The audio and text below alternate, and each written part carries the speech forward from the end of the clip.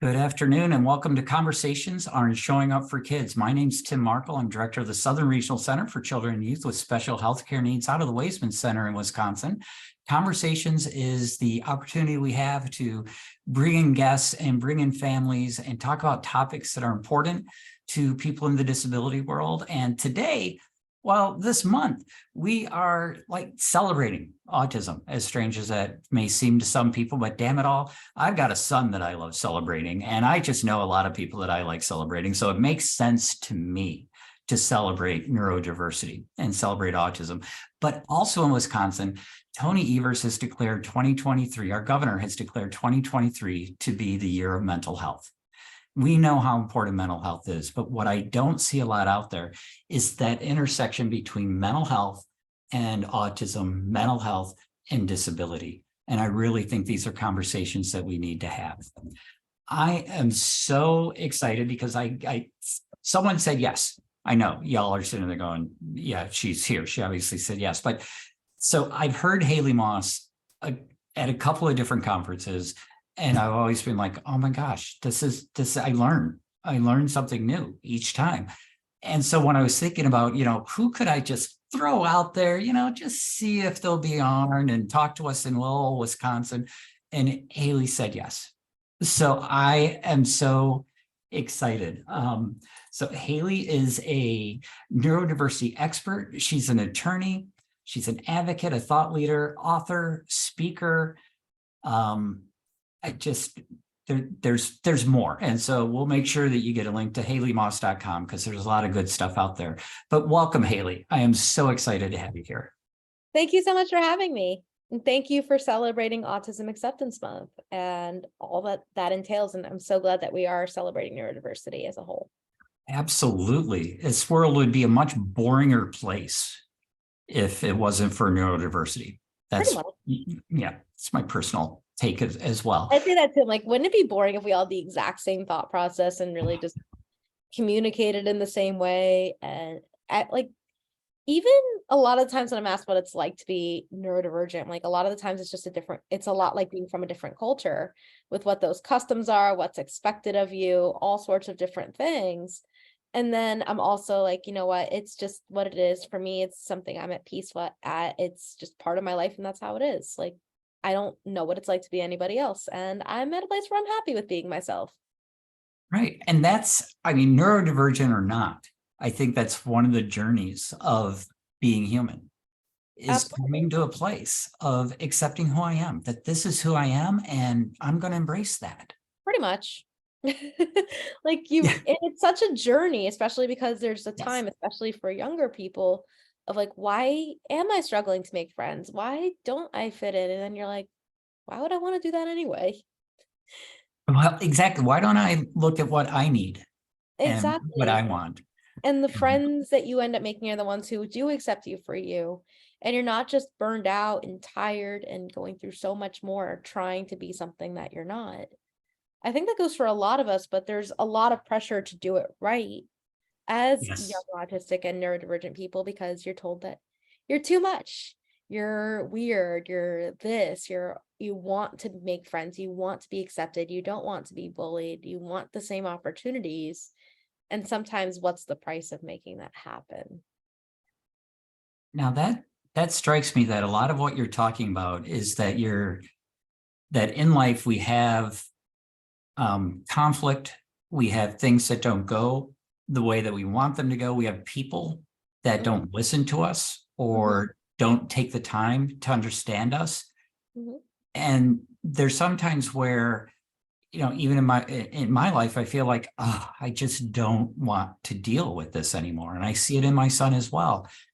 And then there's other times where he's just like, oh, this is no problem, Dad. I got this. I'm going to don't worry about them. I got this. I'm like, dude, you're learning to be resilient. And that's I don't even know if it's resilient, because I think so often if you are a marginalized person, you're told to be resilient. I think it's that you learn how to set boundaries and advocate for yourself better.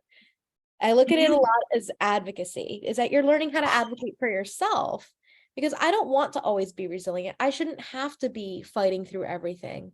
That it should be okay if I say, I can't do this, that this is a lot, that I can advocate for that need so then somebody else can support me, or that we can modify or accommodate accordingly. So I look at a lot of this that you're saying is resiliency as really just being able to advocate for ourselves and others. And it also shouldn't just fall on me to advocate for myself for every single thing that is difficult or that I could use more support, but also to empower folks around me to help advocate in their communities and for their friends and for the people that they love as well. So how did you learn to advocate? How did you learn that lesson to sit there and say, you know what? I get to say no at times. I get to live my life. How did you learn that? I'm still learning, to be quite honest, and a lot of it, and think about how we learn this even for non-disabled neurotypical people, that maybe you learn consent, that you learn boundaries, but a lot of the times I think about it in learning consent. When you say no, that's the first thing that comes to mind, is how many of us have learned consent and about ownership of our bodies, for instance. Mhm. That's a way that we advocate for ourselves. We just don't give it that same name. But for people with disabilities, we use the advocacy words quite a bit. And for me, I learned a lot of that at home, that even if it's as simple as making a decision or use your words and asking for something, even if I didn't know how to always ask for it, as long as I tried and it was intelligible enough, and even just being included in my own education meetings. So when I was in Mhm. the 4th grade and I knew I was autistic, I was being included in those meetings with teachers to figure out what my goals were for the year, what I wanted to accomplish, and having that written into my plans. All of that mattered. And you realize how much of what we are doing as family members and others are really about the person. And when the person's not part of their own conversation in some way, shape, or form, you realize how kind of flawed that is. Yeah, that's a lesson I definitely had to learn with my son. Especially as we get older. And Yeah, then you realize that your priorities might be different than when someone else's priorities for you are. Like, I know for me, what levels of independence are most important to me are not the ones that my friends think are most important to me. So even as an adult, my closest friends think the most important things for me would be to become a better driver and to become a better cook. That's one of my closest friends in the world that's like, well, it would probably help you be more independent if you drove more. I don't drive mostly because I struggle with the spatial awareness component of it. And I'm very honest about that. And it's not that it's not something I want to work on. It just isn't center stage. I can still get around. I still do feel like I'm burdening people when I ask them to pick me up once in a while, but I'm working through that too. And as far as cooking, it's something I would like to get better at, but it's not the top of my list. If you ask me what priorities are the top of my list, it's independence financially, perhaps, or being able to live on my own, because I don't want my family to worry about me too much. I want them to know I have a career, I'm successful. And I know a lot of family members have those concerns about their kids of what's going to happen to me. Am I going to be supporting you my whole life? I don't want my family to have to worry about that with me, that I worked really hard in my career and in school to make sure that those things, which are top of mind to me, even if my parents are very supportive people that are like, you can always come home, I don't want them to have to worry about me. And having my own space is really important to me. I love my family. I can live with my family if I wanted to. I just like my space. I like to have something that I can call mine in some way. So that's really important to me. That being a better driver and eventually owning a car is not as important to me as making sure I can still have something that feels like mine, and that I don't have my family up at night every night worrying if they're going to have to support me for the rest of their lives financially, perhaps. But that's just how I take that. And sometimes advocating for yourself and knowing your own priorities is huge. So you bring up something that's been a hot topic recently in some of the areas that I've been in, and that's the the right Hmm. of the person who Hmm. has a disability as they grow up Yeah. to be self-determined, to have their goals, to have what's important in their life, Hmm. and then the conflict that can sometimes come up with their family, Yeah. who has been trying to do everything they can Hmm. to help this child be safe and to be successful. Hmm. And there can sometimes be this conflict Hmm. between young adults or adults Yeah. and their families. I also Do think a you- lot of it's what we consider to be what is independence anyway. Because I think we and this is something I learned was very wrong because this is what I believed as a young adult, is that independence means you have to do things yourself. And that's just not true. None of us are truly independent. So I know that this week was tax week, and there are many of us who probably did not do it all by yourself, that you might have had help from a CPA, from TurboTax, from somebody else. And that is just existing, that we are all interdependent creatures, that we all have this give and take with each other. And that's, everyone has things that they offer the world and everyone has things that they take from others. Like, that's just being human. Mhm. But with independence for people with disabilities, I look at it as, if we have a goal and you can express it and we can help make it happen, it shouldn't matter how much support you need to make it happen. So if I say I want to live on my own and I don't want to live with mom and dad, I might need varying different degrees of support, or someone with an intellectual disability might need different support than I do. But if they express that, independence is helping them verbalize or express that, and how in placing and obtaining the support to make that happen. Maybe they do need a personal care attendant showing up a couple days a week or regularly. If we can make that happen, then great. Everybody has different things that they need and that they offer, and that's what independence really is sometimes asking for help and being able to receive it is one of the best things that we can do. So that's, I think, something that falls in conflict a lot, is we have a very perceived notion of what independence is, and it turns out that none of us benefit from it. Yeah, you don't want me fixing my own car. That would be Exactly. a disaster. You don't want me fixing anything, really. Yeah. Yeah, I have broken many things that I have tried to fix. So yes, we have people that come in and do these things for me. And that they're experts at it and they're great at it. And then we're like, there's so many things that everyone has to offer the world. And I think when we get on our high horse about it, it doesn't go the way that we plan. That these are still skills, it is still labor, it is still talent, no matter what that means. Like, the end goal for everybody isn't college and degree and that kind of job. And for some people, job isn't even the end goal. And it shouldn't have to be that way either, that your success and value as a human being is contingent on education, labor, or something else. And all people have value to bring. Yeah, it all starts from the fact that from the moment we are born, we have worth. Is Exactly. we have value. Exactly. And we shouldn't be assigning that value based on these preconceived notions. That's all rooted in ableism. Exactly. Or then taking away value. Mhm. Devaluing somebody because of whatever. It's just wrong. You It got it. just shouldn't happen. Mhm.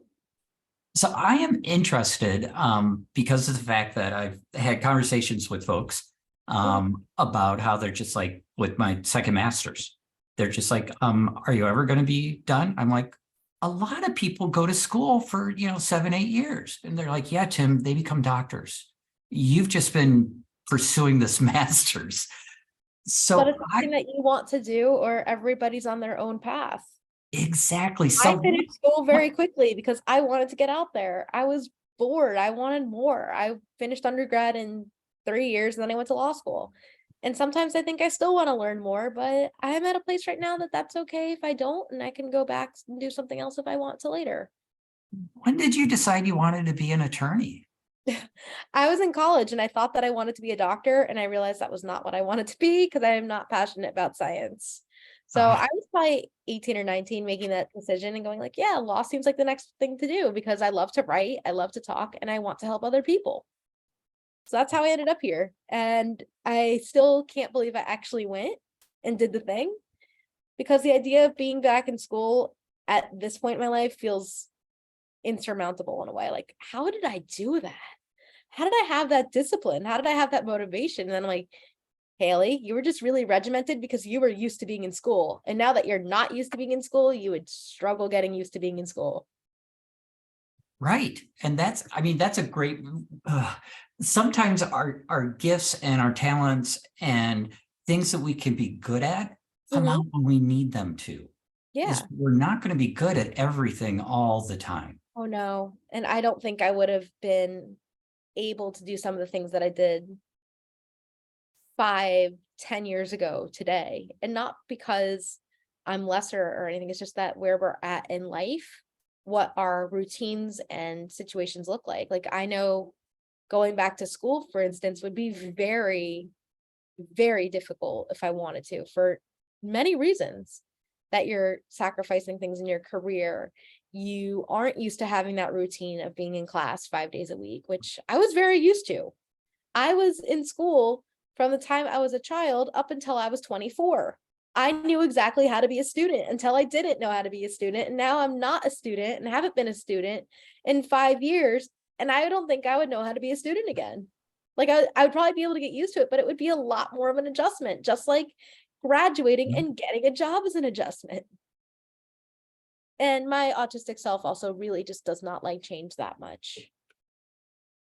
I've heard that about some people. I like With novelty autism. and I like learning and spontaneity, but I don't like when my routine changes significantly because then I feel very thrown off base.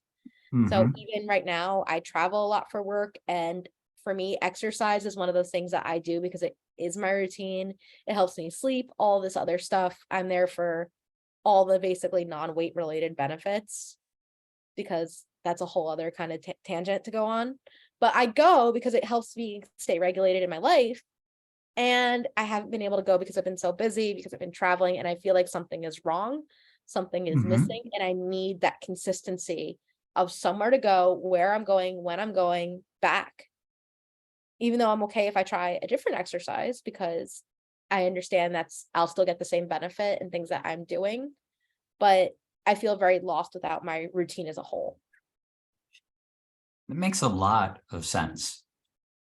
So I'm curious, along your journey from going, getting through college and then going into law school, which I cannot even imagine. I mean, I've watched Legally Blonde and I just couldn't do law school. I That's love Legally Blonde. exactly. And I'm like, just even that little bit, I was like, I cannot believe people do this. Um, I still can't believe I did it either, so I'm with you. so how were there people along the way? I mean, was everybody like cheering you on the entire way through law school, or did you have anybody who was sitting there going, "Are you sure you really want to do this, Haley? Are you?" How did you deal with the doubters? Everybody in my life, my personal life, was very supportive. The people who were not supportive were largely actually at the institutional level sometimes. So I had a professor at orientation who literally told me I was taking the seat of somebody with more life experience and I should consider doing something else first. I've had a lot of interesting experiences in law school. I had someone that I asked to help me with my law review. So I was on an academic journal and I was writing an article about testing discrimination, which is what I wanted to research and learn all about. And I needed an advisor. And the first person I went to help advise me asked me why I was interested in this topic. I told her very honestly, and I'm halfway through law school. And she's like, well, congratulations on being admitted. Also, I didn't get the accommodations I needed in law school. Other students thought I had an unfair advantage because of my disability when I was just trying to stay afloat. So there was plenty of different forms of doubt. But my goal was, I am here for a reason. I am very blessed to be here. I got a full scholarship to go. I was so excited to be there. And I'm like, I just have to make it through. It does not mean that I have to be the best. It means that I have to survive this. And hopefully then I can make the change that I came here to make in the first place. That I did not come this far just to be told no. That I've got through all, and I had to self-accommodate my entire way through. And I shouldn't have had to do that. And I wish I had known some of the things I did now because I probably would have fought it a little bit harder. But I'm also very kind to myself because there are so many things I feel like it's unfair to expect somebody to know at 21 or 22, or to expect them to have a full lawyer advocate skill set when they are learning how to become lawyers and advocates. Yes. So I am a lot kinder to my younger self than I thought I would be. Well, it sounds like you learned the good way to talk to yourself, to keep yourself motivated. You had a goal and you stuck to that goal and you were going to do that. Were there any other tips or ways that you were able to get through that lack of support from the institution? My family has always been super supportive. And there's always just ways that I feel like you have to just search. You're like, I'm not letting this be the thing that says no. Like there are many things that I could hang it up and say this isn't working, but that's not going to be the thing that's going to make me hang it up and say this isn't working. Like I just wanted to get through. I knew I could. I knew my law school clearly believed in me to accept me, to award me this financial support that they did, all of those things. I'm like, there's a reason I'm here and I am going to make the most of my experience. I love it. And I also kept my why, because so many people, I think when they're in grad school or they're going through something like that, that's very harrowing, it challenges you, it becomes your whole personality. That as long as you remember why you're there and have your interests, your family, your support, your life and things outside of it, it's a lot better. So I was still creating, I was still writing, I was still doing other stuff that wasn't law school. So I felt that I was able to get through it and still have my relative mental health intact. So what's your why today? You made it through law school. What's your why? My why is to make things a better place for other people. That I wanted the world to be more accessible and inclusive and equitable for people like me, because the next generation should not have to deal with the same obstacles that I did. Just like the ones who came before me, they were able to eliminate barriers for us. So even the generation above me, they didn't grow up with the ADA in place. Right. That there's so many things that each generation builds on. I'm like, I just want things to be more accessible and fair and better for whoever comes next. And you can't always change the whole world. And that's what my dad says, but you can always change, but you can change one person at a time. So that's what I hope to do, is serve others and make things better one person at a time. Well, I want to thank you. I'm going to stop monopolizing the conversation. I have more questions and just so interesting, but I do want to formally thank you. I'm going to stop the recording, open it up to people who are here to also ask their questions. You can feel free to put your question into the chat and I can repeat it for Haley, or if you unmute, I will be more than happy to call on you so y'all just don't yell at me at once. So just give me a moment and I'm going to stop the recording. But I want the last thing on the recording to say is thanks, Haley. Thank you for having me, and thank you for celebrating neurodiversity and our joy and advocacy and everything else that comes along with that. Thank you.